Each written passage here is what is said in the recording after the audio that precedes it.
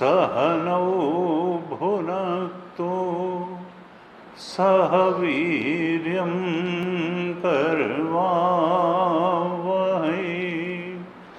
तेजस्विनावधीतमस्तु मा विद्विषावहै।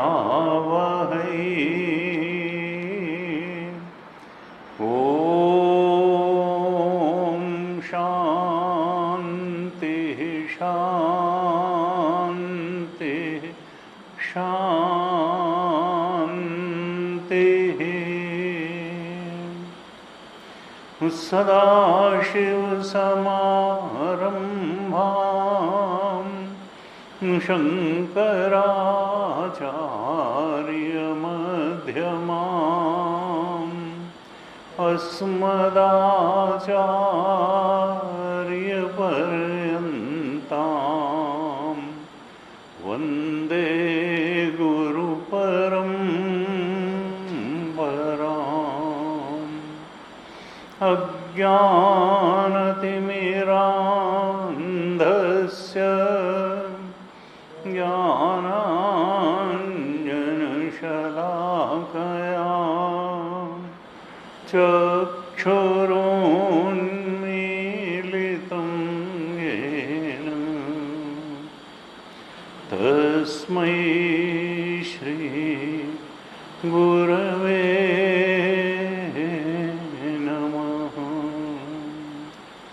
तस्मै श्री गुरवे नमः। ध्यान श्लोकों में पाठ करते हैं। ओम पार्थाय प्रतिबोधितां भगवता नारायणेन स्वयं व्यासेन ग्रथितां पुराणमुनिना मध्ये महाभारतम् अद्वैतामृतवर्षिणीं भगवतीम् अष्टादशाध्यायिनीम्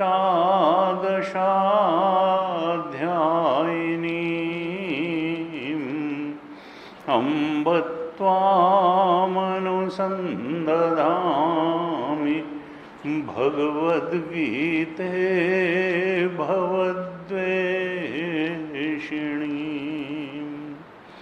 नमोऽस्तु ते व्यासविशालबुद्धे फुल्लारविन्दायतपत्रनेत्र येन त्वया भारततैलपूर्णः प्रज्वालितो ज्ञानमयः प्रदीपः प्रपन्नपारिजाताय स्तोत्रवेत्रैकपाणये ज्ञानमुद्राय कृष्णाय गीतामृतदुहे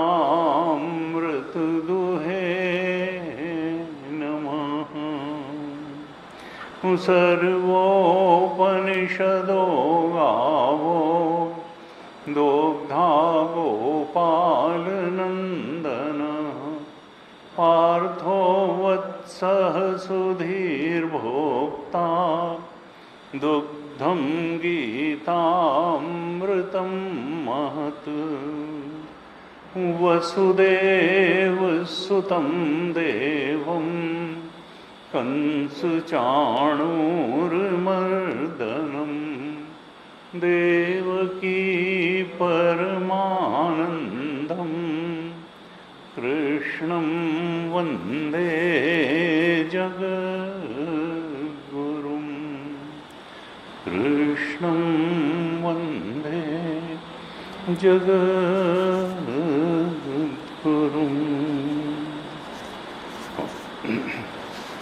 तो श्रीमद् भगवद गीता के अध्याय 8 पर विचार कर रहे थे हम लोग। तो कुछ श्लोकों का पाठ कर लेते हैं, फिर आगे चर्चा। तो चैप्टर 8 श्लोक नंबर 14, 8th चैप्टर श्लोक नंबर 14 यहाँ से पाठ करेंगे। 8-14 से आप दोहराइएगा।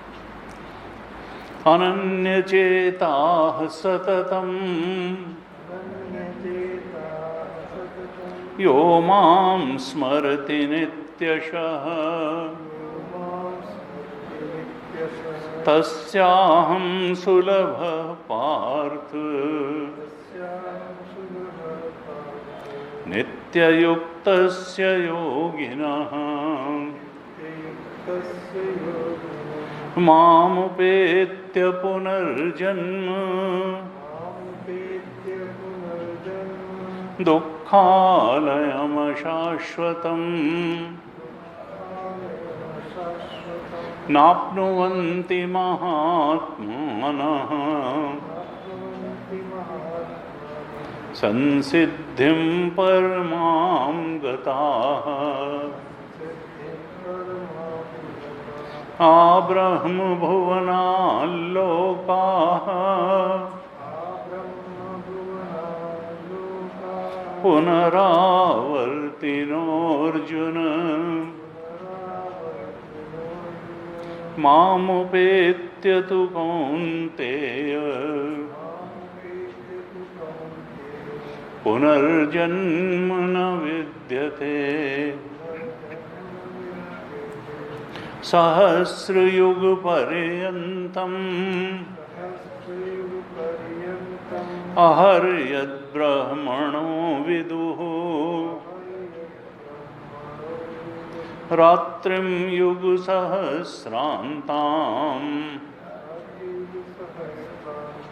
ते होरात्रविदो जनाः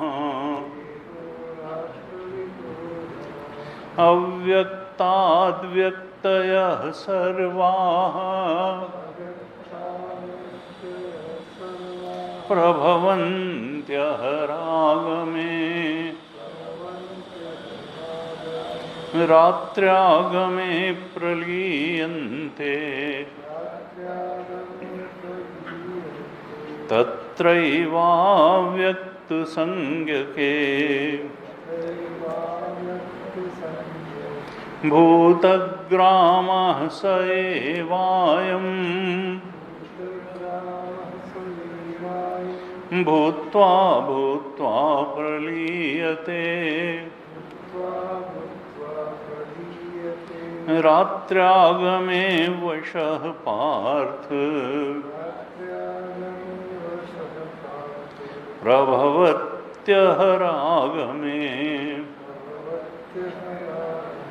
परस्तस्मात्तु भावोऽन्यः अव्यक्तो व्यक्तात् सनातनः यः स सर्वेषु भूतेषु नश्यत्सु न विनश्यति अव्यक्तोऽक्षर इत्युक्तः तमाहुः परमां गतिम् यं प्राप्य न निवर्तन्ते तद्धाम परमं मम पुरुषः स परः पार्थ भक्त्या लभ्यस्त्वनन्यया यस्यान्तस्थानि भूतानि येन सर्वमिदं ततम् येन सर्वमिदं ततम्।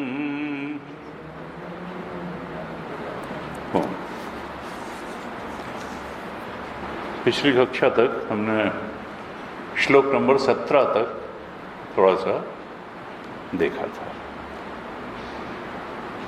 8वें अध्याय में भगवान साधना के बारे में बता रहे हैं और साधना किस लिए की जाती है?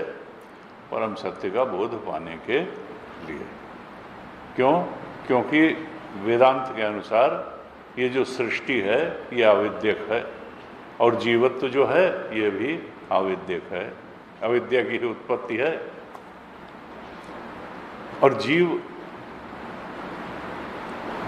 उत्पन्न हुआ क्यों? इच्छाओं की पूर्ति के लिए। इच्छा की पूर्ति के लिए जगत चाहिए, तो जगत के भोग पदार्थ भी हैं, जीव भी है, जीव को एक शरीर भी चाहिए, तो फिजिकल बॉडी भी है, भोग आयतन जिसको कहते हैं, भोग साधन यानी मन भी है, और कारण शरीर या इच्छाएं वासनाएं भी हैं।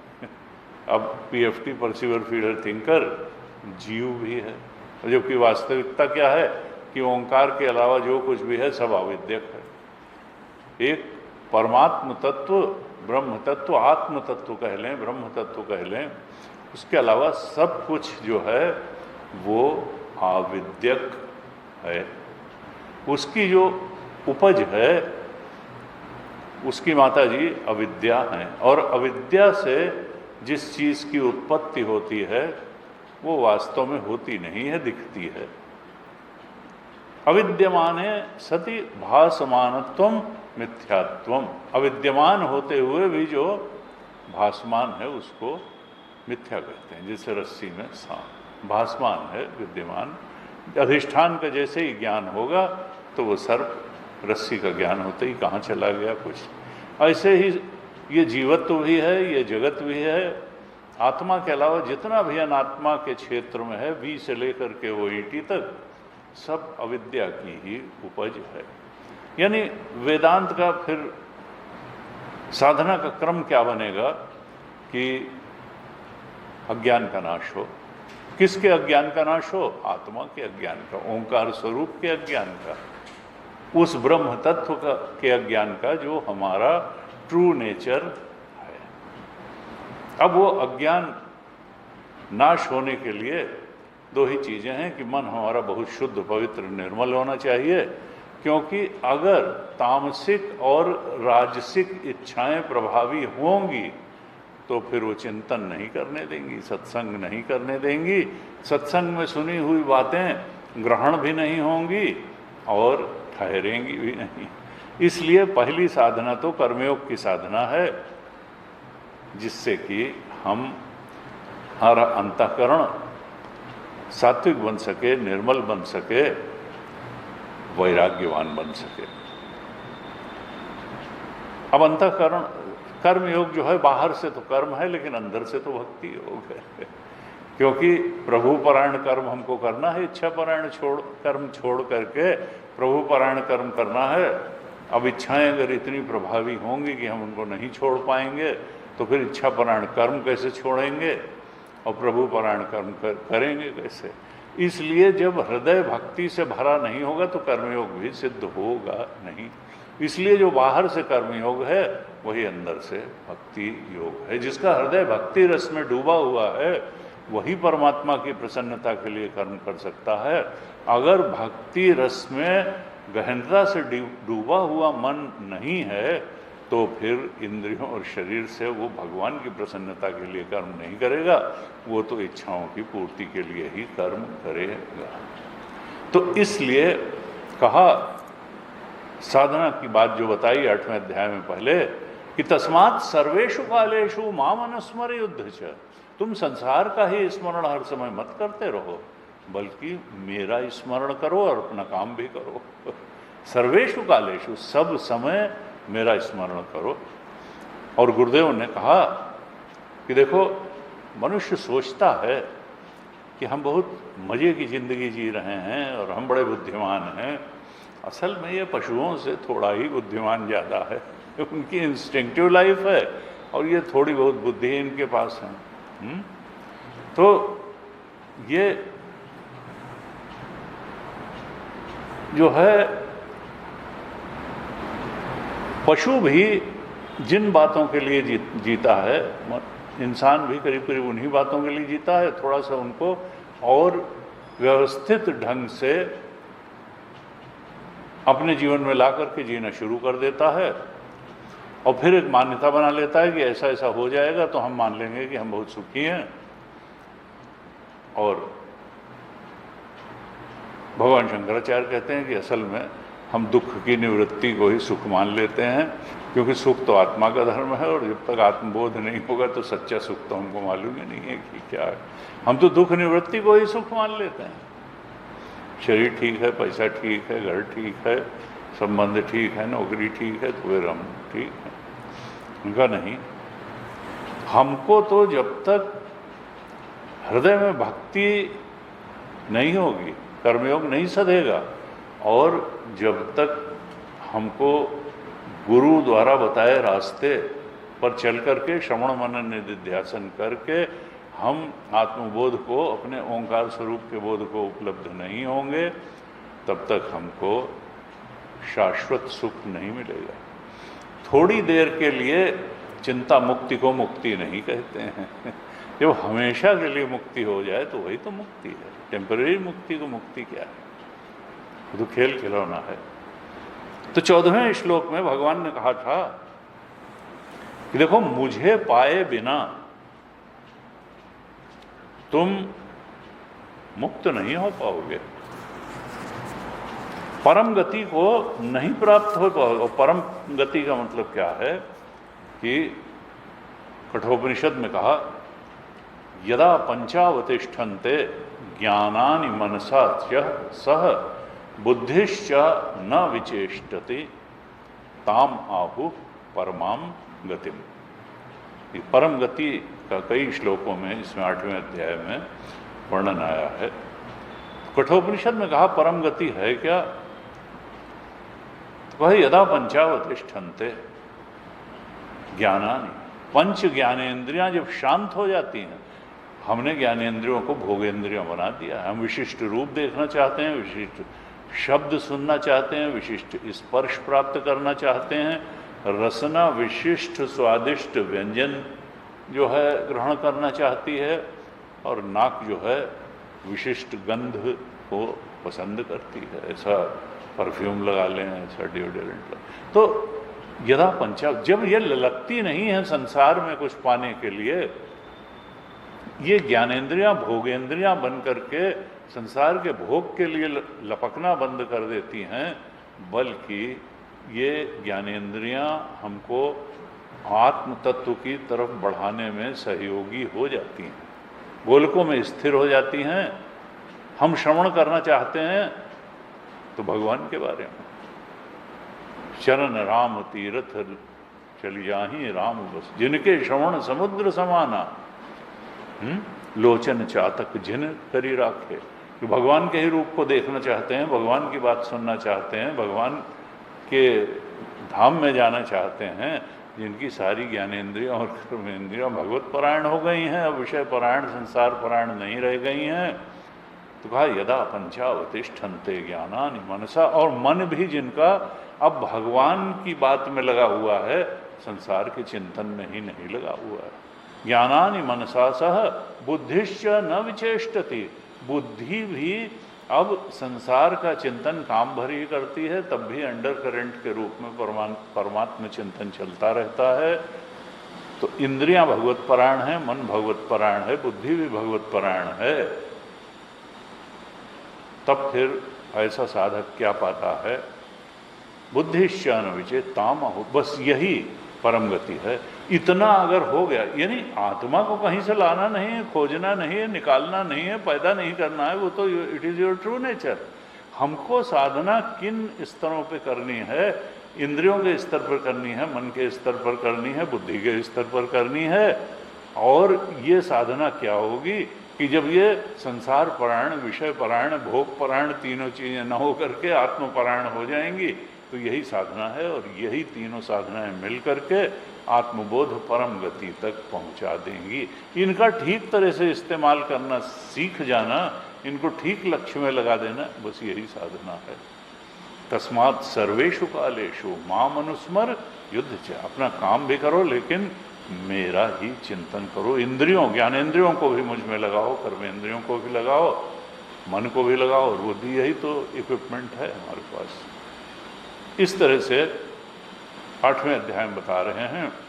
और कहा जब अभ्यास हो जाएगा बार बार, तो अभ्यास योग युक्तेन चेतसा नान्यगामिना परमं पुरुषम दिव्यम याति पार्थानुचिंतन। उस दिव्य परम पुरुष को अपने आत्मा के रूप में इसी प्रकार से बार बार चिंतन करते करते साधक प्राप्त कर लेता है। यानी जहाँ झूठी बातों की आसक्ति में पड़ा था वो चली जाती है, वहाँ से वैराग्य हो जाता है और वर्ण हो जाता है सत्य का। अद्वितीय सत्य आत्म तत्व जो एकमात्र सत्य है, जो एकमात्र रमणीय स्थान है, जो आनंद स्वरूप भी है, जो ज्ञान स्वरूप भी है, जो सत्स्वरूप भी है, बस वहाँ स्थिति मिल जाती है, उसको प्राप्त कर लेता है। इस तरह से साधना का स्वरूप बताया। 14वें श्लोक में बताया था 3 चीज़ें जरूर होनी चाहिए। अनन्य चेता सततम यो माम स्मरति नित्यशः। अनन्य चेता यानी हमारा चित्त भटके ना, चेतसा नान्यगामिना, वर्ण कैवल्य हमारा 100% हो कि नहीं, हमारे जीवन का चरम परम लक्ष्य आत्मबोध ही है, बाकी सब चीज़ें उसके सहायक लक्ष्य हैं। एक होता है ना, एक होता है हमारा जो है मेन गोल क्या है, और फिर उसके लिए सब्सिडियरी गोल होते हैं। मान लिया मेन गोल 10 बजे दफ्तर में जाके अपनी नौकरी का काम निपटाना है, तो फिर सब्सिडियरी गोल क्या होंगे कि 6 बजे उठो और फिर अपना जो है फ्रेश व्रेश हो करके, नहा धो करके, नाश्ता करो, टहलने जाओ, जो करो सब कुछ जब करोगे, सब्सिडियरी गोल ठीक से पूरे होंगे, तब 10 बजे दफ्तर जा करके ठीक से काम कर पाओगे। तो एक मेन गोल को प्राप्त करने के लिए तमाम सब्सिडियरी गोल होते हैं। तो वर्ण कैवल्य तो हमारा आत्मबोध का होना चाहिए, मेन गोल वही है। अब उसके लिए शरीर के प्रति जो उत्तरदायित्व है, इसको ठीक रखने के लिए इसको खिलाना पिलाना, नहलाना पहनाना, या घर बनवाना, नौकरी करना, धन कमाना, परिवार बसाना, परिवार के लोगों का ध्यान रखना, पड़ोसियों का भी ध्यान रखना, जो जो करना है, लेकिन वो सब्सिडियरी गोल हैं। हमको ये मालूम रहना चाहिए अनन्य चेता हमारा मेन गोल ऑफ लाइफ जो है अपने ब्रह्म स्वरूप के बोध को पाना ही है। वर्ण कैवल्य है, असल में वर्ण उसी का है, बाकी मनियत समहि राम, बाकी सब सब्सिडियरी गोल्स हैं। तो अनन्य चेता हो करके हमको उसका स्मरण बनाए रखना है। सततम, ये हमको सतत उससे जुड़े रहना, अपने चित्त को वहाँ ना अन्य अनन्य भाव से जोड़े रहना है। सततम, निरंतर जोड़े रहना है, और नित्यशः, प्रतिदिन जोड़े रहना है, जीवन पर्यंत जोड़े रहना है। तो 3 चीज़ें बताई, अनन्य चेता सततम नित्यशः यो माम स्मरति, जो मेरा स्मरण करता रहता है। तस्य हम सुलभ बात है। उसके लोग कहते नहीं वो तो बड़ा कठिन है। भगवान क्या कहते हैं, ये 3 काम अगर करोगे तो सुलभ है, दुर्लभ नहीं है। तस्या हम सुलभ पार्थ, किसको? नित्य युक्तस्य योगिना, जो हमेशा ही मुझसे जुड़ा रहता है, नित्य मुझसे जुड़ा रहता है। गुरु जी कहते थे जब तक ऐसा मन न हो जाए जो सहज ही नित्य रूप से उससे जुड़ा रहे, तब तक हमको उसको प्रयास पूर्वक जोड़ना चाहिए। प्रयास पूर्वक हम श्रवण करें, प्रयास पूर्वक सत्संग करें, प्रयास पूर्वक अपना पूजा करें, प्रयास पूर्वक ध्यान करें, हम प्रयास पूर्वक इन तीनों साधनाओं को करें, वर्ण कैवल्य का प्रयास पूर्वक ध्यान रखें, सतत रूप से उस आत्म तत्व के चिंतन में, स्मरण में लगे रहें और जीवन पर्यंत प्रतिदिन लगे रहें, तब वो सुलभ हो जाएगा। इस प्रकार से बड़ा महत्वपूर्ण ये 14वां श्लोक कहा।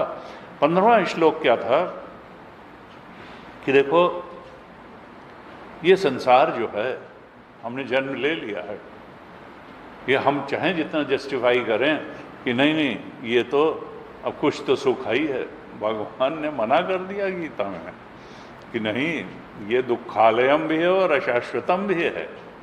माम उपेत्य पुनर्जन्म, जब पुनर्जन्म दुखालयम और अशाश्वतम है तो क्या ये जन्म जो है बड़ा खूबसूरत और ये बड़ा सुख का घर होगा और शाश्वत हो जाएगा? अरे ये जन्म भी वैसा ही है। जो वासना, अतृप्त वासनाएं हमको इस देह में ले आई हैं, वही अतृप्त वासनाएं, उन्हीं में से संचित कर्मों से जो प्रारब्ध कर्म बनेंगे, परिपाक होंगे, तो वो अगले शरीर में ले जाएंगे। यानी जन्म लेना ही एक प्रकार से दुख का कारण है। वासना की प्रेरणा, अतृप्त वासनाओं, अतृप्त इच्छाओं की प्रेरणा से ये ब्रह्म चेतन, जीव चेतन बन करके जब शरीर धारण करता है, और किस लिए धारण करता है? संसार में अपनी इच्छाओं की पूर्ति के लिए। 15वें अध्याय में भगवान ने कहा कि देखो, बहुत धीरे से मृत्यु, यमराज जो हमारी वासनाओं के सहित हमारे सूक्ष्म शरीर को इस स्थूल शरीर से निकाल करके और लिए जाते हैं। कहा 15वें अध्याय के 8वें श्लोक में कहा कि, बल्कि 7वें में कहा, ममई वांशो जीव लोके जीव भूतः सनातन। ये संसरण में पड़ा हुआ है जीव, ये जीवात्मा जो है तो परमात्मा का अंश, यानी इन इट्स ट्रू नेचर ये सच्चिदानंद ही है। लेकिन इसने चूंकि इच्छाओं से तादात्म्य कर लिया, सूक्ष्म शरीर से तादात्म्य करके ये जीव बन गया, तब क्या हुआ कि मनःष्ठानि इंद्रियाणि प्रकृतिस्थानि कर्षति। तब इसका शरीर एक दिन, स्थूल शरीर छूटेगा भी, और ये मन सहित जो इंद्रियां हैं, ज्ञानेन्द्रियां हैं, 6 इंद्रियाणि, मन को भी इंद्रिय कहा यहाँ, और 5 ज्ञानेन्द्रियां, यानी पूरा का पूरा सूक्ष्म शरीर, ये कर्षति, इसको प्रकृति खींच लेती है, विड्रा कर लेती शरीर, स्थूल शरीर। क्योंकि मृत्यु जो है, it is positively not the end. हम तो रहेंगे सूक्ष्म शरीर के रूप में, तो हम संसरण में पड़े ही रहेंगे। स्थूल शरीर अलग हो जाएगा तो वो लगेगा कि जैसे वो मृत्यु हो गई। न, सूक्ष्म शरीर तो प्रारब्ध के अनुसार अगले शरीर में अपने कर्मों के भोग के लिए चला जाएगा। गीता का सिद्धांत यही है, जीव का संसरण का सिद्धांत यही है, भारतीय दर्शन यही है। नहीं तो हम अगर मृत्यु के पश्चात जीवन नहीं मानेंगे अपना जीव का, तो फिर धर्म का भी कोई मतलब नहीं रह जाएगा। क्योंकि फिर तो चाहे जो करो, वो पीत्वा पीत्वा पुनर्पीत्वा यावत् पतति भूतलः उत्थाने च पुनर्पीत्वा पुनर्जन्म कुतो भव। फिर तो चार्वाक दर्शन आ जाएगा, ऋणम कृत्वा घृतम, चाहे जो करो, वो क्या यहीं तक है सारा। और जो लोग इस तरीके की फिलॉसफी रखते हैं फिर वो करते हैं, लेकिन दुष्कर्म का परिणाम यहीं मिल जाता है। ऐसा भी नहीं है कि अगले जन्म में ही मिलेगा, ज़्यादा पाप किया तो यहीं मिल जाता है और देखा भी जाता है। तो कहा यहाँ, शरीरम यद अवापनोति यच्चाप्युत्क्राम ईश्वर, एक शरीर को त्यागता है, इस संघात का स्वामी जो जीव है उसको ईश्वर कह दिया।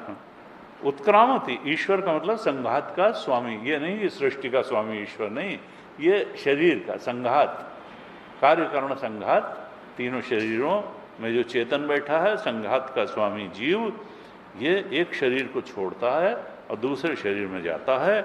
ग्रहित्वैतानि संयाति, मन इंद्रियों को ग्रहण करके जाता है। जैसे कैसे चला जाता है धीरे से, जैसे वायु पुष्प की गंध को धीरे से ले लेता है, पुष्प जहाँ का तहाँ है, मालूम नहीं पड़ता है, लेकिन वो गंध उसकी आप दूर से ही सूंघ सकते हैं बाग में जा कर के।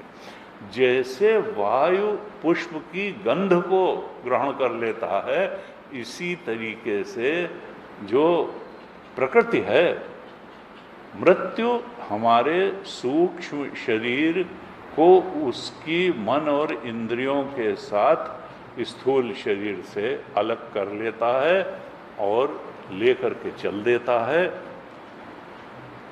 श्रोत्रम चक्षु स्पर्शनम च रसनम घ्राणमेव च, पांचों ज्ञानेंद्रिय बता दी। श्रोत्र इंद्रिय, चक्षु, स्पर्श इंद्रिय, रसनम और नासिका। अधिष्ठाय मनश्चायन, मन को आश्रय करके जो है ये जाता है और अगले शरीर में ले जाकर के स्थापित कर देती है नेचर इसको। किस लिए स्थापित कर देती है? अगले शरीर में जा करके क्या करता है ये? कहा विषयान उपसेवते। जैसे यहाँ ये विषयों का भोग कर रहा था इस देह में, यानी इच्छाओं की पूर्ति में लगा हुआ था, अगले शरीर में जा करके भी ये महोदय वही करते रहते हैं। यानी कुछ बहुत फर्क नहीं आता है, मरने मुक्ति नहीं है मरना। वहाँ जा कर के भी ये सूक्ष्म शरीर में इच्छाएं प्रकट होती हैं, इंद्रियां एक्टिव होती हैं, शरीर एक्टिव होता है और वहाँ भी फिर वैसे ही संसार के प्रति आकर्षित होकर के संसार के विषयों को संग्रह करता है और भोगता है। तो संग्रह और भोग में पड़ा हुआ है। और गीता कहती है मुक्ति का मार्ग जो है वो त्याग और वैराग्य है, संग्रह और भोग नहीं है। त्यागे ने एक अमृतत्व मानसो। और त्याग केवल बाहर का ही नहीं, अंदर के विकारों का त्याग बाहर के त्याग से ज़्यादा महत्वपूर्ण है। क्योंकि ये काम क्रोध लोभ व्यक्ति को जीवन भर नचाते रहते हैं और फिर अगले जन्म में भी नचाते रहेंगे, अगर हमने ये मान लिया कि इनकी पूर्ति में सुख है। उत्क्रामंतम स्थितम वापि भुंजानम वा गुणान्वितम विमूढ़ा नानुपश्यन्ति पश्यन्ति ज्ञान चक्षुषा। ये शरीर त्याग करके जीव जब जाता है, या स्थितम इस शरीर में स्थित रहता है, भुंजानम विषयों का भोग करता है, गुणान्वितम गुणों से युक्त हुए चेतन यानी जीव को, विमूढ़ा नानुपश्यन्ति जो मूढ़ हैं अज्ञानी हैं वो नहीं जानते हैं कि जीव का नेचर क्या है। लेकिन विमूढ़ तो नहीं जानते हैं, लेकिन पश्यन्ति ज्ञान चक्षुषा, जिसको गुरु और शास्त्र द्वारा प्रमाण जनित दृष्टि मिल जाती है, वो ज्ञान चक्षु वाले ज्ञानी लोग जीव के संसरण का जो केमिस्ट्री है उसको जान लेते हैं कि ये बेवकूफ़ बनने की बात है, इस जीवन में भी और अगले जीवन में भी जन्म जन्मांतर तक ये खेल चलता रहेगा। अगर हमने आत्मबोध की तरफ बढ़ने का कोई सार्थक प्रयास कर्मयोग और ज्ञान योग के माध्यम से नहीं किया, हमने हृदय में भक्ति नहीं पनपाई, उस भक्ति से हमने अपने ही लाभ के लिए काम नहीं किया, अनन्य चेता सततम नहीं बने, स्मृति नित्यशः नहीं बने, सतत सत्य का आत्म तत्व परमात्म तत्व का स्मरण नहीं किया, तो फिर हम इस सृष्टि की जो बारीकियां हैं जिसकी वजह से जीव संसरण में फंसा है उनको नहीं समझ पाएंगे। लेकिन अगर हमने अंतःकरण निर्मल करके गुरु शास्त्र की शरण कर ली, रजोगुण तमोगुण से थोड़ा मुक्त हो गए, सात्विक बना लिया, तो फिर हम समझ भी जाएंगे और मुक्ति की तरफ बढ़ जाएंगे और मुक्त भी हो जाएंगे। क्योंकि बिना अंतःकरण को निर्मल बनाए अगर हम साधना करेंगे, रजोगुण और तमोगुण अगर जहाँ के तहाँ हमारे बने हुए हैं, तो फिर उस साधना का बहुत असर नहीं होगा, बहुत प्रभाव नहीं होगा, बहुत वो साधना फलीभूत नहीं होगी। और इसी को 11वें श्लोक में फिर 15वें अध्याय के कहा, यतंतो योगिनश्चैनम पश्यन्ति आत्मनि अवस्थितम। उस आत्म तत्व को, परमात्म तत्व को जो योगी है यानी निर्मल अंतःकरण वाला है, योगी का मतलब कर्म योगी, जिसका हृदय भक्ति से भरा हुआ है और जो सत्कर्म करता है, प्रभु को प्रसन्न करने के लिए कर्म करता है, इच्छा पूर्ति के लिए कर्म नहीं करता है, वही योगी है। वो जब यत्न करता है, गुरु चरणों में बैठ करके श्रवण मनन निधिध्यासन करता है वैराग्य से भरे हुए हृदय से, तो अपने ही अंदर पश्यन्ति आत्मनिवस्थित एनम, इस आत्मा को अपने हृदय में ही स्थित देख लेता है ऐसा योगी। लेकिन यतंतो अपि अकृतात्मा, जो अशुद्ध अंतःकरण वाले हैं, जो अशुद्ध चित्त वाले हैं, अकृतात्मान हैं, कृतात्मान नहीं है, शुद्ध चित्त वाले नहीं हैं, अकृतात्मान हैं, नैनम पश्यन्ति, वो इस आत्म तत्व को नहीं देख पाते हैं, अचेतसा, क्योंकि अविवेकी हैं, अज्ञानी हैं। इस प्रकार से बहुत स्पष्ट रूप से पूरी गीता में यही बात भगवान ने बताई कि देखो, कर्म योग करो, प्रभु परायण कर्म करो, इच्छाओं के ट्रैप से धीरे धीरे बाहर निकलो, भगवान भी कृपा करेंगे, तुम्हारा अपना प्रयास होगा तो तुमको भगवत परायण कर्म में धीरे धीरे आनंद भी आने लगेगा और अंतःकरण निर्मल सात्विक वैराग्यवान भी बन जाएगा, संसार के विषयों से आसक्ति भी कम होने लगेगी और तब फिर गुरु भी आ जाएंगे और सत्संग और शास्त्र की बात भी समझ में आ जाएगी और हम आत्मबोध की तरफ बढ़ेंगे।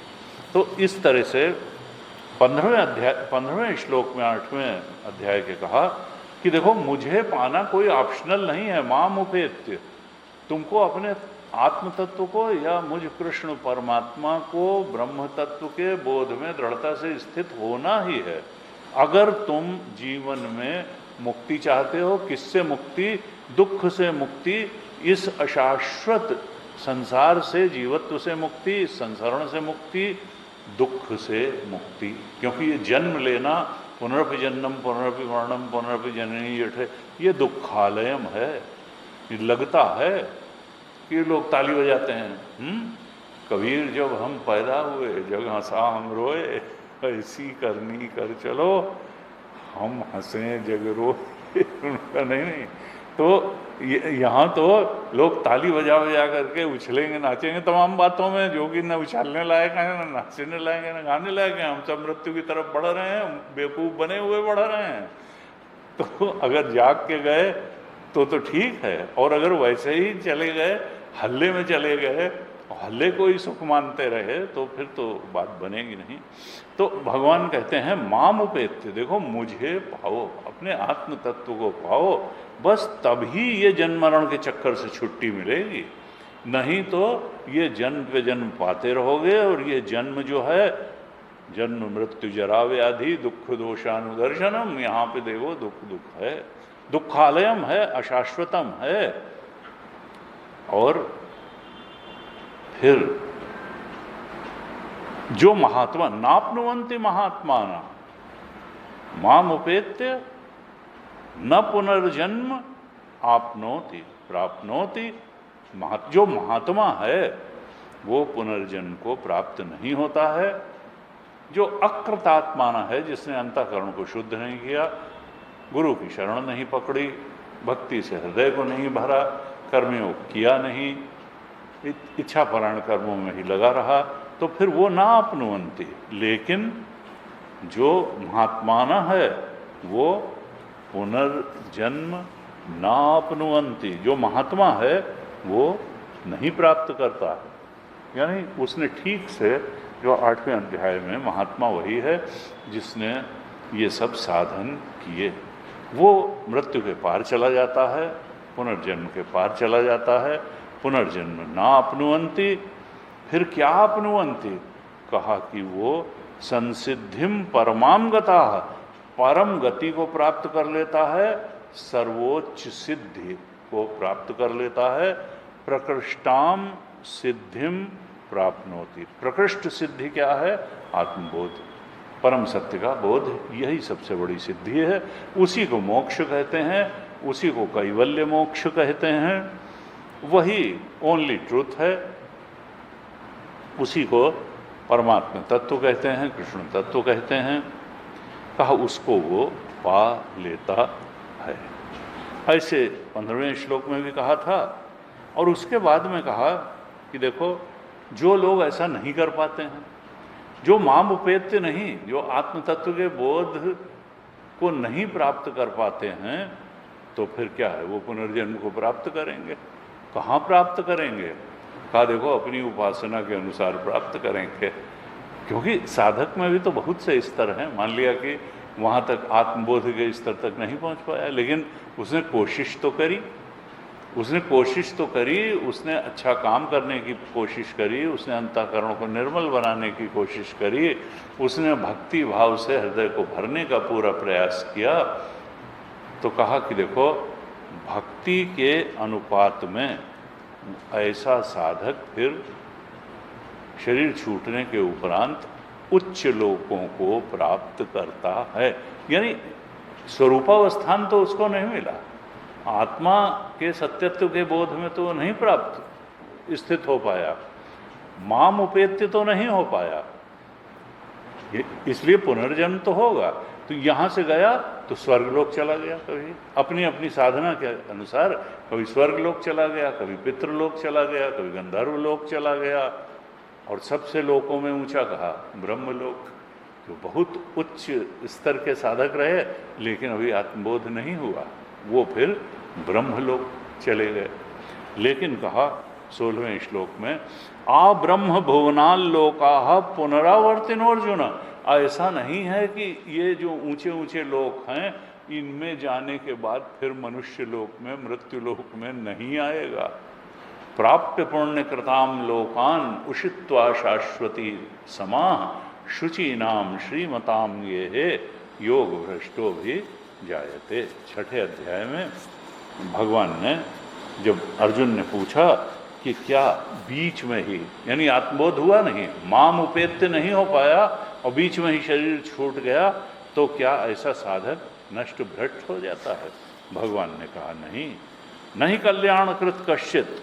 6ठे अध्याय के 40वें श्लोक में कहा, पार्थ नैवेह नामुत्र विनाशस्त। न तो इस लोक में उसका विनाश होता है और न परलोक में जा कर के ही उसको कोई परेशानी होती है।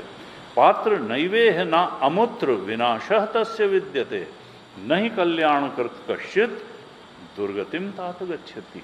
जो मेरी तरफ बढ़ने के लिए प्रयासशील है, गुरु और शास्त्र के अनुसार साधना कर रहा है, अपनी सामर्थ्य पर साधना कर रहा है, वो शुभ कल्याणकृत, शुभ कर्मों को करने वाला, वो सत्कर्मी, वो उपासक, कश्चित न कश्चित दुर्गतिम तात, उसकी कोई दुर्गति नहीं होती है, न यहाँ होती है, न अमुत्र यानी परलोक में होती है। तो फिर होता क्या है?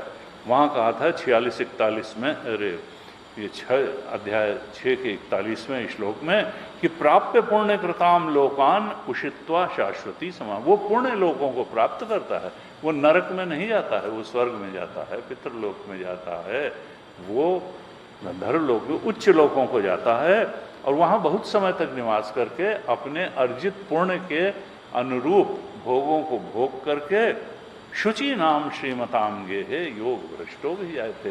योग भ्रष्ट का मतलब जिसने योग साधना तो करी लेकिन वो आत्मबोध तक नहीं पहुंच पाया, माम उपेत्य नहीं घट पाया, लेकिन बढ़ा तो फिर शुचि नाम श्रीमतांगे है, वो सात्विक आचरण वाले पवित्र माता पिता के घर में जन्म लेता है।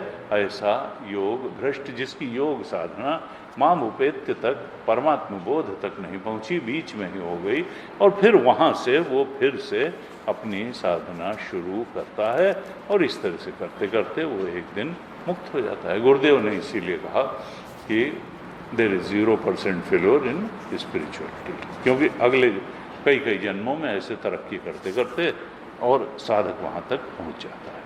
तो यहाँ पर कहा कि लोकों को जाता है, जो माम उपेत्य नहीं कर पाया, माम उपेत्य की स्थिति तक नहीं पहुँच पाया, कि पुनर्जन्म ना अपनोती, आत्मबोध नहीं हो पाया,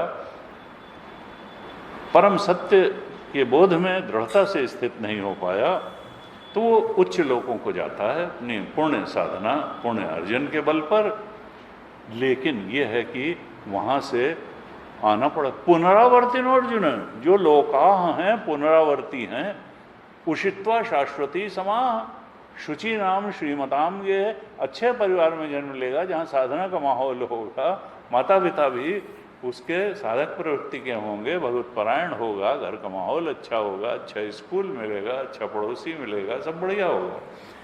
लेकिन यह है कि आना पड़ेगा फिर से साधना करनी पड़ेगी। आ ब्रह्म भुवनाल लोकाः पुनरावर्तिनो अर्जुन, ब्रह्मलोक पर्यंत, ब्रह्मलोक सबसे ऊंचा लोक है। समाज में वैसे ऐसी धारणा है और शास्त्र में भी कई बार ऐसी धारणा है कि नहीं, ब्रह्मलोक में जाने के पश्चात तो सब मुक्त ही हो जाते हैं। हाँ, वहाँ जाने के बाद फिर ब्रह्मा जी की जितनी आयु है उतनी आयु पर्यंत वो ब्रह्मलोक में रहता है, और जब ब्रह्मा जी अपनी आयु के बाद मुक्त होते हैं तो वहाँ ब्रह्मा जी के ही उपदेश से, जैसे यहाँ गुरु के उपदेश से मुक्त होते हैं लोग, शास्त्र और गुरु वाक्यों के उपदेश को धारण करके मुक्त होते हैं, तो ब्रह्मलोक में फिर ब्रह्मा जी उपदेश करते हैं। और चूंकि उच्चतम स्थिति को प्राप्त हुए साधक ही वहाँ जाते हैं, इसलिए वहाँ भोग का आकर्षण नहीं है, तो उनका जो डाइवर्जन है वो भी नहीं होता है, वहाँ उनकी साधना बहुत अच्छे ढंग से चलती है। लेकिन ब्रह्मा जी की आयु पर्यंत वो साधना करते हुए ब्रह्मलोक में रहते हैं और फिर मुक्त हो जाते हैं, कल्प पर्यंत रहते हैं। ब्रह्मा जी जब मुक्त होते हैं, एक कल्प, यानी जब हमने अभी पिछली कक्षा में चर्चा की थी 100 साल की उनकी आयु, और एक दिन 1000 चतुर्योगी का दिन, 1000 चतुर्योगी की रात, और ऐसे 365 दिन का उनका एक साल, और ऐसे 100 साल की उनकी उम्र। तो अब वहाँ वेट करना पड़ेगा, तत्काल नहीं मुक्ति है इतना लंबा पीरियड जो है जीव जब रहेगा तब फिर जा करके मुक्त होगा। यहाँ भगवान थोड़ी सी अलग बात कहते हैं। भगवान कहते हैं नहीं, 100% गारंटी नहीं है। कहा आ ब्रह्म भुवनाल लोकाः पुनरावर्तिनो अर्जुन, ब्रह्मलोक से भी पुनर्गमन हो सकता है। कुछ लोग कहते हैं कि वो ब्रह्मा जी की आज्ञा से वो लोग आ जाते हैं लोक शिक्षण के लिए कई बार और यहाँ आ गए तो कोई कई बार भटक भी सकते हैं, कुछ भी हो सकता है। तो आ ब्रह्म भुवन, और उसके लिए एक वेदांत के सिद्धांत के अनुसार भी ये चीज़ होती है, क्योंकि ब्रह्मलोक पर्यंत जितने लोक हैं, देखिए जब आत्मज्ञान हो गया तो यहीं मुक्त हो गए। अब उपासना 3 साधनाएं बताई, कर्म की साधना, उपासना की साधना और ज्ञान की साधना। जब आत्मज्ञान से ही आत्मज्ञान नाश होगा, तो अज्ञान का नाश हो गया तो आत्मबोध हो गया, वो तो हमारा स्वरूप ही है, बात खत्म हो गई अभी, और यहीं मुक्त हो गए। लेकिन कर्म चाहे जितना ऊंचा हो, कर्म से, एक वेदांत का सिद्धांत है कि कर्म से जो भी प्राप्त होता है वो काल में नष्ट हो जाता है। यानी कर्म से कोई शाश्वत चीज प्राप्त नहीं होती है, और उपासना भी सूक्ष्म कर्म ही है, क्योंकि वो भी जीव भाव में रहते हुए, कर्ता भाव में रहते हुए ही किया जाती है। उपासना भी, उपासना मानसिक कर्म है, सूक्ष्म कर्म है। तो इसलिए उपासना से भी, उपासना जब हमारे भक्ति को गीता में 7वें अध्याय में कहा, असल में ज्ञानी को सबसे बड़ा भक्त बताया 7वें अध्याय में, हम लोग कई बार उसको अलग रख देते हैं। तो जब हमारी भक्ति इतनी गहरा जाएगी कि हम ज्ञानी भक्त बन जाएंगे, तब तो हम मुक्त ही हो जाएंगे। तो 7वें अध्याय के 16वें और 17वें और 18वें श्लोक में भगवान ने कहा, 7:16 में कहा, चतुर्विधा भजन्ते माम जनाः सुकृतिनो अर्जुन, जो पुण्य कर्मी हैं, सुकृतिनः हैं, ऐसे 4 तरह के लोग मुझे भजते हैं। वो कौन है? आर्तो जिज्ञासु अर्थार्थी ज्ञानी च भरत। तो आर्त भी भक्ता है, परेशान होकर मेरा भजन करता है, किसी कामना से, अर्थार्थी जो है मेरा भजन करता है। और फिर कहा जिज्ञासु कौन है? जो हमारी आरती मिटा देता है, हमारी कामनाएं पूरी करता है। तो जिज्ञासा होती है उसके स्वरूप रूप प्रभाव को जानने की, तो जो जिज्ञासु है वो भी मेरा भक्त है। और सबसे बड़ा भक्त कहा ज्ञानी को, ज्ञानी च भर्तर्षभा, और इन चारों में कहा तेषाम ज्ञानी नित्य युक्ता, नित्य अनन्य चेता सततम स्मृति नित्यशः। ये कौन करेगा? तेषाम ज्ञानी नित्य, ज्ञानी ही नित्य युक्त है। एक भक्तिर विशिष्यते, एक भक्ति का मतलब अनन्य भक्ति। वो तो जानता है कि जान गया कि और सब चीज मिथ्या है। अब सांप से डरना क्या, रस्सी पड़ी है जब देख लिया तो सांप से डरना क्या, और माला से आकर्षित क्या होना, और जलधारा में पानी क्या तलाशना, डंडा क्या से डरना क्या, लेना क्या। एक भक्तिर विशिष्यते, ज्ञानी की भक्ति एक भक्ति है, अनन्य भक्ति है, वही आत्मरूप से जानता है। कहा प्रियो है ज्ञानी नोत्यर्थम, ज्ञानी मुझे बहुत प्रिय है। अहम सचमम प्रिय, ज्ञानी मुझे अत्यंत प्रिय है और मैं ज्ञानी को बहुत प्रिय हूँ। कहा उदारा सर्वैवैते, ये तीनों जो हैं बहुत उदार हैं, उदात्त हैं, मेरे आत्मीय हैं, प्रिय हैं। लेकिन ज्ञानी तो आत्मैव में, ज्ञानी तो मेरा आत्मा ही है, मेरा स्वरूप ही है, वो मुझसे अन्य नहीं है। आस्थितः सही युक्तात्मा मामेवा उत्तमाम गतिम, वो जो है मुझ में ही स्थित है, युक्त आत्मा है, वो अनुत्तमाम गतिम, ऐसी गति को प्राप्त कर लेता है जिससे ऊंची कोई गति नहीं होती है। अनुत्तमाम गतिम यानी आत्मबोध की स्थिति को, परम गति को प्राप्त कर लेता है। इस तरह से हम लोग कई बार सोचते हैं कि ज्ञानी भक्त तो नहीं, लेकिन भगवान कहते हैं नहीं, ज्ञानी सर्व की भक्ति तो अनन्य भक्ति है। उस ज्ञानी की भक्ति के स्तर तक हमारी भक्ति अगर उठ जाए तो फिर पुनर्जन्म ना अपनुवंती, लेकिन उससे नीचे की अभी है, अभी दृढ़ ज्ञानी भक्त हम नहीं बने हैं, हम अभी ब्रह्मलोक में गए हैं। कहा तो फिर अभी उपासना और सत्कर्म के बल पे अगर गए हैं तो सूक्ष्म कर्म है उपासना, और कर्म से प्राप्त वस्तु कभी नित्य नहीं हो सकती है। इसलिए कर्म से प्राप्त होने के कारण, उपासना रूप सूक्ष्म कर्म से प्राप्त होने के कारण ब्रह्मलोक से भी पुनरावर्तन हो सकता है, फिर से आया जा सकता है। क्योंकि स्वरूपावस्थान ही वेदांत की दृष्टि में स्वरूप का अवस्थान, ओंकार स्वरूप का बोध ही मुक्ति है। माम उपेत्य तो कौन्तेय पुनर्जन्म न विद्यते, केवल ब्रह्मलोक में भी जा करके पुनर्जन्म हो सकता है, पुनरावर्तन संसरण में पड़ा रह सकता है। लेकिन जो मुझ अद्वितीय परमात्म तत्व को जान लेता है, आत्म तत्व को जान लेता है, एक अखंड सर्वव्यापक चेतन को अपना स्वरूप जान लेता है, उसमें रमण करता है, तो उसका पुनर्जन्म न विद्यते। तो जो ये जान लेता है कि आत्मा एव इदम सर्वम, अधिष्ठान तो आत्मा है और अध्यास का कोई अस्तित्व ही नहीं है, अध्यास आत्मा ही है।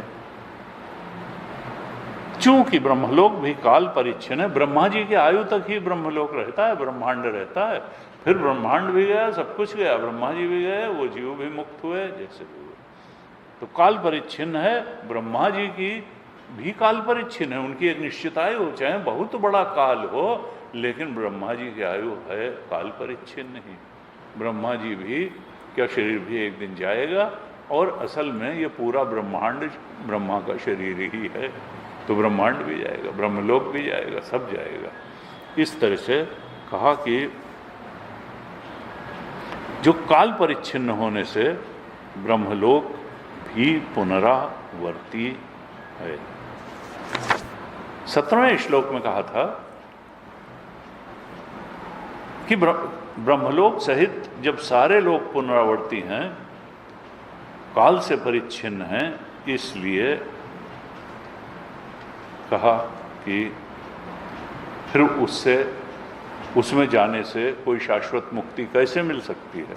किसी लोक में रहने से शाश्वत मुक्ति नहीं मिल सकती है, न मृत्युलोक में, न स्वर्ग में, न पितृलोक में, आत्मलोक में रहने से ही मिल सकती है, ब्रह्मस्वरूप के रूपी लोक में रहने से ही मिल सकती है। काल परिच्छिन्न होने के कारण ब्रह्मलोक पर्यंत सारे लोग पुनरावर्ती हैं। कहा सहस्र युग पर्यंतम आहर यद ब्रह्मणो विदु, सहस्र युग पर। ब्रह्मा जी के एक दिन में 1000 चतुर्युगी होते हैं। सहस्र युग पर्यंतम आह का मतलब दिन। ब्रह्मा जी का एक दिन 1000 चतुर्युगी वाला होता है। और रात्रिम योग सहस्र, और उनकी रात्रि भी 1000 चतुर्युगी वाली होती है। कहा ते अहोरात्र विदु, जो इस प्रकार से जानते हैं वे दिन और रात के तत्व को जानने वाले हैं। ये क्या है, इसमें संदेश क्या है कि देखो, चाहे जितनी लंबी आयु हो वो काल परिच्छिन्न ही है। ये सारी मृत्युलोक भी काल परिच्छिन्न है। यहाँ जो लोग हैं वो काल परिच्छिन्न है, यहाँ की वस्तुएं पदार्थ काल परिच्छिन्न है। यहाँ शाश्वत की तलाश नहीं की जा सकती। सब कुछ काल परिच्छिन्न है। जब ब्रह्मांड काल परिच्छिन्न है तो मृत्युलोक तो काल परिच्छिन्न है ही। कबीर ने कहा सूरज मरी हैं, तारा मरी हैं, मरे वैद और रोगी, साधो ये मुर्दों का गांव। बहुत सच्चा सच्चा लगता है। और फिर कहाँ चला जाता है झट से, अरे तो पता ही नहीं लगा कहाँ चले गए। लो, संदेश क्या है कि अगर हम परमात्मा की दृष्टि से देखें, आत्म तत्व में स्थित होकर के देखें, अपने ओंकार स्वरूप में स्थित होकर के देखें, तो दुनिया महत्वहीन है। 4 दिन की झांकी तो कुछ है ही नहीं, कुछ नहीं। अनात्म जितना है सब महत्वहीन है। इसका संदेश है कि देखो इतना विस्तार जहां है ब्रह्मलोक का और ब्रह्मा जी, वो भी कुछ नहीं, वो भी विलीन हो जाएंगे। तो इसको पकड़ करके कहा जो महत्वहीन है उससे आसक्त क्या होना, उससे राग द्वेष क्या करना, उसको पकड़ के क्या बैठना, उसका सबसे अच्छा यूज कर लेना है। बस साधन धाम मोक्ष कर द्वारा पाए न जेहि परलोक संवारा, सो परत्र दुख पावे सिर ध्वनि ध्वनि पछताए, काल ही कर्म ही ईश्वर। ये मनुष्य शरीर इतना उन्नत विवेक संवेदनशील मन, हमें विवेकवती बुद्धि मिली है, इसलिए नहीं मिली है कि हम संसार चिंतन में ही पड़े रह जाएं। ठीक है, संसार हमको रोटी कपड़ा मकान और दवाई और थोड़ी सुरक्षा वगैरह देता है तो उतने भर के लिए ठीक है, लेकिन फिर वही कि वर्ण कैवल्य तो यही है आत्मबोध। जो अनन्य चेता सततम यो माम स्मरति निश्चित नित्यशः तस्याम सुलभ। हमको भगवान सुलभ है। हमको उसको जीवन के केंद्र में रख करके अपनी जितनी फैकल्टीज भगवान ने दी हैं, इंद्रियों की, मन की, बुद्धि को, उनको भगवत परायण बना के जीना है, तब फिर हमको सुलभ हो जाएंगे। यही बताने के लिए है। और बाकी किसी चीज़ को हम लक्ष्य बनाएंगे तो वो चली जाएगी, वो मिट जाएगी, वो तात्कालिक होगी, वो महत्वहीन है, क्योंकि वो रहने वाली नहीं है। This too will pass away, this too will pass away, this too will pass. तो जो चीज़ चली ही जानी है उसको पाने का कोई बहुत ज़्यादा मतलब नहीं है। काम चला हुआ है, उसको पकड़ के क्या बैठना। ये संसार और संसार की चीज़ें, यहाँ तक कि हमारा शरीर, हमारी इच्छाएं, हमारा सूक्ष्म शरीर, हमारी जितने भी अचीवमेंट हैं संसार के, ये सपने की तरह आते हैं और सपने की तरह चले जाते हैं। संसार स्वप्न तुल्यो ही राग द्वेषादि संकुला, स्वकाले सत्यवत भाति प्रबोधे सती असत भवे। बोध होने पे असत हो जाता है और असत तो है ही। इसीलिए गुरुदेव ने कहा कि he is the best and noblest whose mind is ever fixed on Brahman. वही बेस्ट और नोबलेस्ट है amongst men. He is the best and noblest. Best human being कौन है, सबसे नोबल कौन है? जिसका mind ever fixed on Brahman है, जो भूलता नहीं है। अनन्य चेता सततम यो माम स्मरति नित्यशः। लेकिन ये कब होगा? जब हमारे हृदय में भक्ति गहराएगी, तभी परमात्मा का स्वरूप समझ में आएगा, आत्मा का स्वरूप समझ में आएगा, और हमारे कर्म भी भगवत परायण होंगे, भोग परायण नहीं होंगे, इच्छा परायण नहीं होंगे। तुलसीदास जी ने कहा, रघुपति भगति वारि छालित जल, बिनु प्रयास ही सूझे, और तुलसीदास यह चिद विलास जग, बूझत बूझत बूझे साधो कही न जाएगा कहिए। देखत तब रचना विचित्र, बस समझ समझ चुप रहिए साधो कह। विचित्र रचना है। हर आदमी एक फिलॉसफी लेके जीवन की बैठा है, जीवन दृष्टि लेके बैठा है, और उसको लगता है मेरी ही जीवन दृष्टि सबसे ठीक है? शास्त्र चिल्लाए चले जाने। कबीर ने कहा सांच कहूं तो मारन धावे, और झूठे बहुत गुमाना, संतों देखत जग बोराना। और ये तो कहीं पीठ नहीं दिए गए, ये भारतीय संस्कृति मानता है। उसी काशी में उनको सम्मान भी मिल गया और खूब कस के खबर ली, संतों देखत जग बोराना, सांच कहूं तो मारन धावे। अगर मैं कहता हूं जिंदगी झूठी है, गुस्सा हो जाते हैं लोग कि बहुत वेदांत मत सुनो, झगड़े पर उतारू हो जाते हैं। सहारनपुर गया, वहाँ एक सज्जन कह, ये आप लोगों को इस तरह का प्रवचन जो है वो करना छोड़ करके थोड़ा ध्यान वगैरह सिखाना चाहिए। हमने कहा अष्टावक्र गीता में जनक से कहा अष्टावक्र ने, तुम्हारी समस्या ये है कि तुम ध्यान करते हो, तुम्हारी समस्या ये है कि तुम ध्यान कर। अरे भाई ध्यान किसका करना है ये तो समझ लो। ध्यान का आलंबन क्या होगा? परमात्मा पे ध्यान करोगे, परमात्मा का कुछ स्वरूप ज्ञात है तुमको, कि अगर टप्पू ध्यान करना शुरू कर दोगे?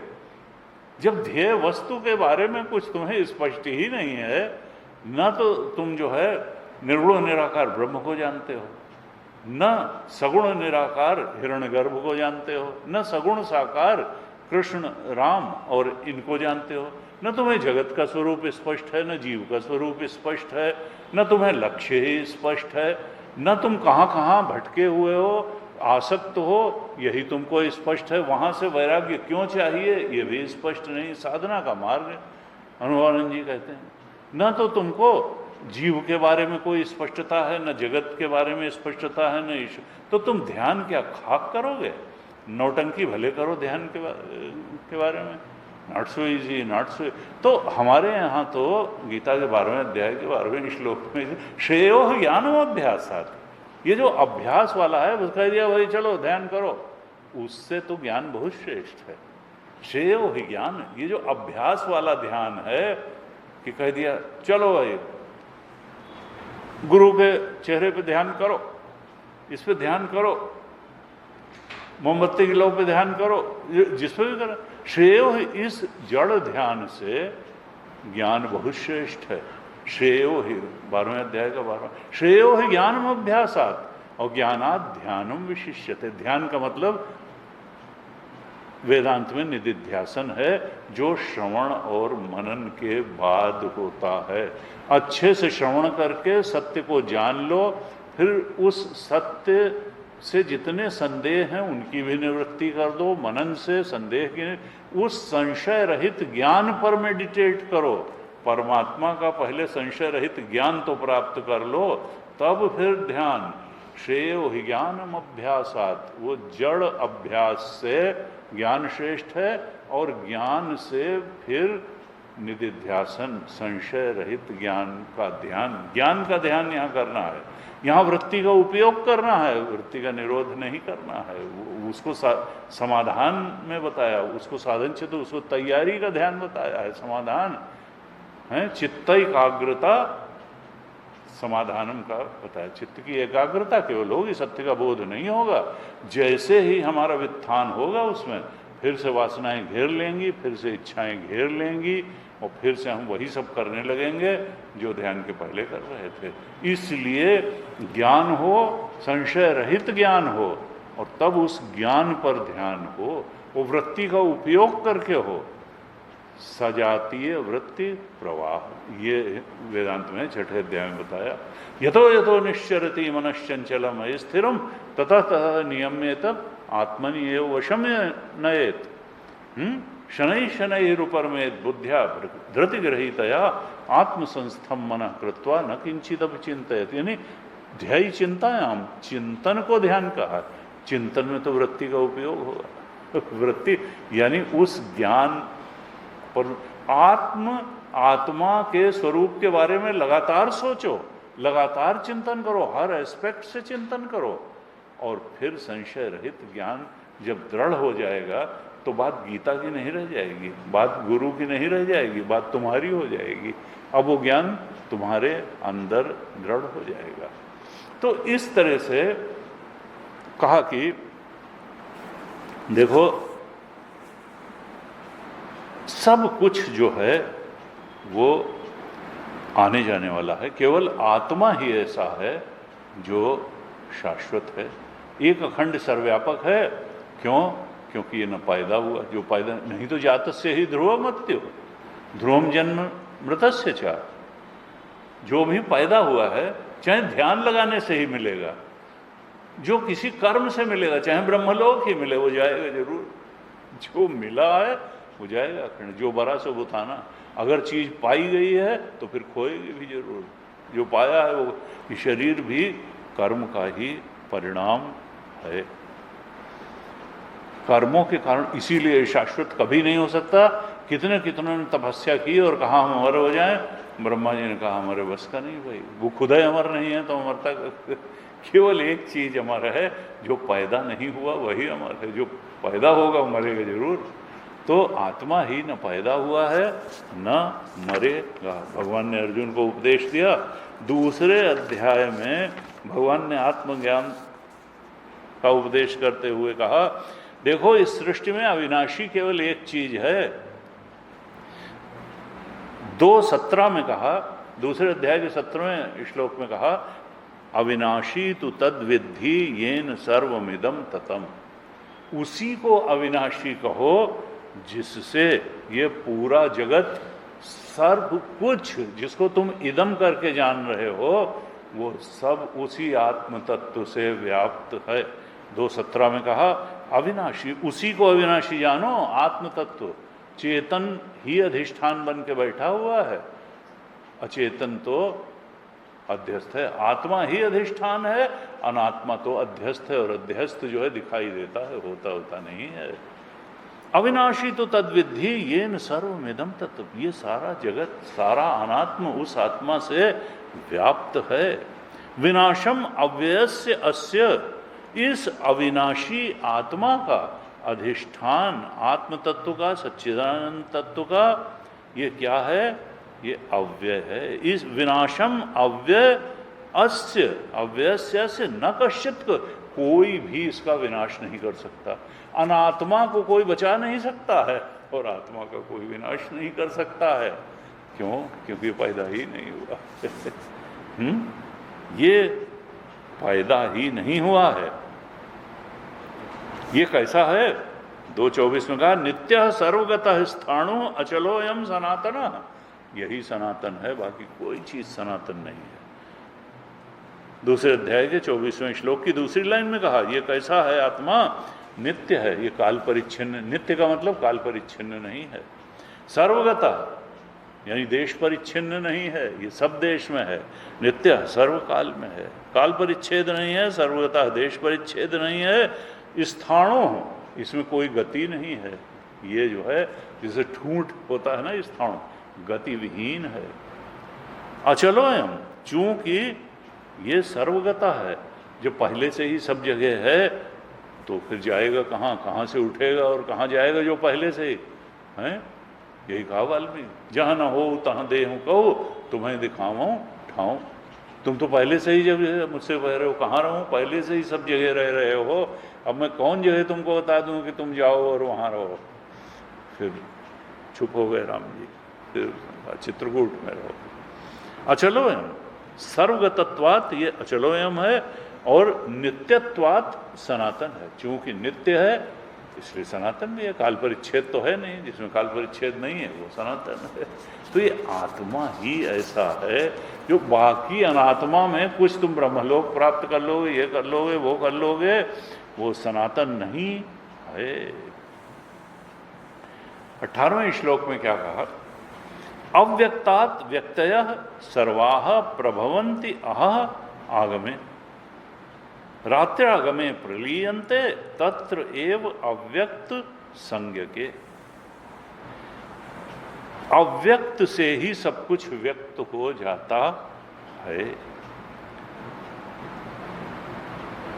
यानी वेदांत में क्या है कि सृष्टि जो है वो ऐसा नहीं है कि किसी काल विशेष में बनी। सृष्टि अनादि है और जीव भी अनादि है। और जीव अनादि है तो फिर जीव की कर्म परंपरा भी अनादि है, जीव की भोग परंपरा भी अनादि है, और भोग का क्षेत्र रूप जगत भी अनादि है। क्यों अनादि है? क्योंकि ये सब अविद्या की उपज है और अविद्या अनादि है। अगर अविद्या अनादि में तो हम तो मुक्त थे, मुक्त वाला थोड़ा जो बंध जाता है विद्या में। ये अविद्यक है। वेदांत कहता है कि ये सृष्टि अनादि है। ये वी से लेकर के ओईटी तक जितना भी है ओंकार के अलावा अनात्म, ये सब अविद्या की उपज है। वी का मतलब वासनाएं भी कहते हैं, अविद्या भी कहते हैं, एक ही चीज है विद्या वासना। ये क्या है कि ये अनादि है। और जब माता जी ही अनादि हैं तो फिर उसके बाद जो चीजें हैं वो भी अनादि हैं। जीव भी अनादि है, क्योंकि जीव भी अविद्या के कारण वही ब्रह्म चेतन जीव बना घूम रहा है। अविद्या की उपाधि वाला है, वो माया की उपाधि वाला चेतन जो है ईश्वर हो जाता है। पंचभूत की उपाधि वाला चेतन जगत हो जाता है। तो सृष्टि अनादि है, व्यक्त और अव्यक्त होती है, व्यक्त से ये अव्यक्त में जाती है और अव्यक्त से फिर व्यक्त हो जाती है। ब्रह्मा जी सबसे पहले उत्पन्न होते हैं, प्रथम जीव प्रथमज कहे जाते हैं। फिर वो सृष्टि की रचना करते हैं, जीवों को उनके कर्म के भोग के लिए शरीर देते हैं, जगत की रचना होती है भोग क्षेत्र के रूप में। और ये सब क्या है? ब्रह्मा जी के संकल्प में ही हो रहा है। पहले संकल्प से ही सृष्टि हुई। वास्तव में हमको तो ये सब बाहर लगता है, लेकिन ये जितना कुछ भी है ये वृत्ति में ही है। और वृत्ति अंदर होती है कि बाहर होती है? वृत्ति तो अंदर, वृत्ति का मतलब थॉट। वृत्ति तो अंदर है, वृत्ति तो चेतन में होती है। वृत्ति का स्थान क्या है? चेतन। तभी तो वृत्ति से जान लेते हैं, उसमें चेतना ज्ञान होता है। और वृत्ति अंतःस्थानी है और वृत्ति के विषय के रूप में जगत को जाना जाता है। जब वृत्ति अंदर है तो अगर वृत्ति विषयाकार नहीं तो वृत्ति बाहर जाके थोड़ा विषयाकार लेती है। ये इंद्रियों से विषय की सूचना अंदर आती है तो वृत्ति अंदर ही तो उसका आकार लेगी जब अंदर है। थॉट किसी के बाहर थोड़ा, नहीं तो लोग पकड़ लेते वहीं थॉट को और फिर अंदर ही न जाने देते, मन पकड़ लिया इसका। ना ना, वो तो सब खेल अंदर ही चल रहा है। तो वृत्ति भी अंदर है, वृत्ति के विषय भी अंदर हैं, वृत्ति विषय का ज्ञान भी अंदर है। जब वृत्ति अंतस्थ है तो फिर विषय भी अंतस्थ हैं, विषय का ज्ञान भी अंतस्थ है। असल में सारी सृष्टि अंतस्थ ही है, हमको लगती है बाहर। जैसे सपने में, सपने की सृष्टि थी अंदर लेकिन लगती थी बाहर, ऐसे ही जागृत की सृष्टि भी है तो अंदर लेकिन लगती है बाहर, और बाहर लगने से सच्ची सच्ची भी लगती है। मनोदृश्यमिदम सर्वम यत्किंचित सचराचरम मनसो ही अमनी भावे द्वैतम नैवोपलभ्यते। सुषुप्ति में ही ये उपलब्ध नहीं होती, समाधि में नहीं होती। और ज्ञानी जब आत्मबोध में स्थित हो जाता है तब तो उसको स्पष्ट हो ही जाता है। तो अविद्या अनादि है, इसलिए सृष्टि भी अनादि है। चूंकि सृष्टि आविद्यक है और अविद्या अनादि है, इसलिए सृष्टि भी अनादि है। अविद्या से उत्पन्न जीव भी अनादि है, जीव की भोग परंपरा और कर्म परंपरा भी अनादि है, और भोग क्षेत्र के रूप में ये जगत भी अनादि है। इसलिए वेदांत कहता है कि ईश्वर कर्म फलदाता तो है, लेकिन ईश्वर जगत करता नहीं, जगत कभी बनाया ही नहीं गया, ये अनादि है, इसको बनाने वाले की जरूरत नहीं है। ये एकदम जीव के कर्म ही इस जगत को धारण करते हैं। हमने पिछली कक्षा में कहा था, बताया था, 7वें अध्याय में भगवान ने कहा कि अपरे इयम तु इतः अन्याः प्रकृतिम विद्धि में पराम जीव भूताम महाबाहो येदम धारेते जगत। ये जीव भूताम जो मेरी परा प्रकृति है, चेतन प्रकृति है वही इस जगत को धारण करती है, मैं नहीं करता हूँ, मुझे क्या पड़ी है, मैं तो ब्रह्म तत्व हूँ। तो यहाँ पर कहा 18वें में, अव्यक्तात् व्यक्तया सर्वा। अव्यक्त क्या है? जब ब्रह्मा जी नींद में चले जाते, यहाँ अव्यक्त का मतलब प्रकृति नहीं है, यहाँ है ब्रह्मा जी की रात और ब्रह्मा जी की निद्रावस्था अव्यक्त। जब ब्रह्मा जी 1000 चतुर्युगी के दिन के बाद उनकी 1000 चतुर्युगी की रात होती है, तो उस नींद में सब कुछ लीन हो जाता है कि पूरी सृष्टि जीव सहित लीन हो जाती है, जीव की कर्म परंपरा सब लीन। अव्यक्तात्, और फिर उसी अव्यक्त से ब्रह्मा जी की रात में सब लीन हो गए थे, सृष्टि भी लीन हो गई थी, जीव भी लीन हो गए थे, जीव की कर्म भी लीन हो गए थे। अव्यक्तात्, उस ब्रह्मा जी की निद्रावस्था से, अव्यक्त से, व्यक्तयः सर्वाः, ये स्थावर जंगम रूप समस्त प्रजाएं, समस्त सृष्टि प्रभवंती, उत्पन्न हो जाती है। कब? अहह आग में, ब्रह्मा जी का दिन होने पर, आह का मतलब दिन होने पर, उसी ब्रह्मा जी की रात में सब लीन जो हो गए थे, उससे ही सब कुछ व्यक्त हो जाता है। वैसे ही जैसे लीन हुआ था उसी रूप में वही जीव, वही सब व्यक्त हो जाते हैं। और रात्राग्य में फिर जब ब्रह्मा जी सोते हैं दिन के बाद, तो फिर सब कुछ लीन हो जाता है। रात्रि आगमे प्रलीयन्ते, जब ब्रह्मा की रात का, उनका सोने का समय आता है, उनकी निद्रावस्था स्वापावस्था आती है, तो प्रलीन, समस्त व्यक्ति सृष्टि लीन हो जाती है। किसमें? उसी अव्यक्त नामक प्रजापति की निद्रावस्था में ये सारी सृष्टि लीन हो जाती है 1000 चतुर्युगी के दिन के बाद। यानी वो खंड प्रलय कहलाता है। एक तो महाप्रलय होगा जब 100 साल बाद ब्रह्मा का शरीर ही चला जाएगा। जब ब्रह्मा जी का दिन पूरा होता है तो भी लीन हो जाते हैं, और वो खंड प्रलय कहलाता है। और फिर वही सब जीव फिर हो जाते हैं, उत्पन्न होके आ जाते हैं। तो इस तरह से कहा, दिन के प्रारंभ काल में या ब्रह्मा के प्रबोध काल में अव्यक्त से, यानी प्रजापति की निद्रावस्था से सारी प्रजाएं, इंडिविजुअलिटीज प्रकट हो जाती हैं, और रात्रि आने पर, ब्रह्मा जी के शयन का समय आने पर, उसी अव्यक्त नामक प्रजापति की निद्रावस्था में सारे प्राणी लीन हो जाते हैं। इस तरह से ये क्रम चलता रहता है। ये जो है अनादि काल से ऐसा चल रहा है। हाँ, महाप्रलय के बाद एक नए ब्रह्मा जन्म लेते हैं, फिर वो उनकी सृष्टि शुरू होती है, लेकिन नए जीव नहीं आते हैं। ये वेदांत का सिद्धांत है। वो जीव मुक्त जो हो गए, वो तो हो गए ब्रह्मा जी के ब्रह्मलोक के उससे, या यहाँ गुरु के उससे जो मुक्त हो गए, उनका तो पुनर्जन्म न विद्यते। लेकिन वो जीव जो अभी मुक्त नहीं हुए हैं, वो कल्प पर्यंत रहेंगे, पुनर्जन्म ऐसे करते, वो अगले कल्प में फिर वही जीव आएंगे। 19वें में यही कहा, भूतग्रामः सये वही भूत, भूत्वा भूता प्रलीयते, हो करके लीन होते हैं, हो करके लीन होते हैं, रात में लीन हो जाते हैं, दिन होने पे प्रकट हो जाते हैं, इस कल्प में भी लीन हो जाते हैं, अगले कल्प में फिर प्रकट होते जाते हैं। सैव जीवः, अवश्य हैं वो, उनके अपनी गति पर कोई नहीं, कर्मानुसार गति होगी। तो इसलिए अवश्य न रहें, कर्म के हाथों का खिलौना न बन जाए। इसलिए हृदय में भक्ति हो, ईश्वर परायण कर्म हो, भक्ति गहरी हो, प्रभु परायण कर्म हो, इच्छा परायण कर्म न हो, सत्संग हो, गुरु और शास्त्र में श्रद्धा हो, शरणागति हो, और उसके अनुसार जीवन दृष्टि बने और जीवन चले, तो मुक्ति का यही मार्ग गीता जी प्रतिपादित कर रही हैं। अब आज यहीं तक रखते हैं, अगली कक्षा में चर्चा करें।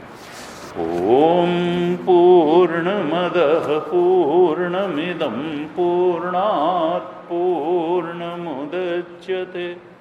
पूर्णस्य पूर्णमादाय पूर्णमेवावशिष्यते।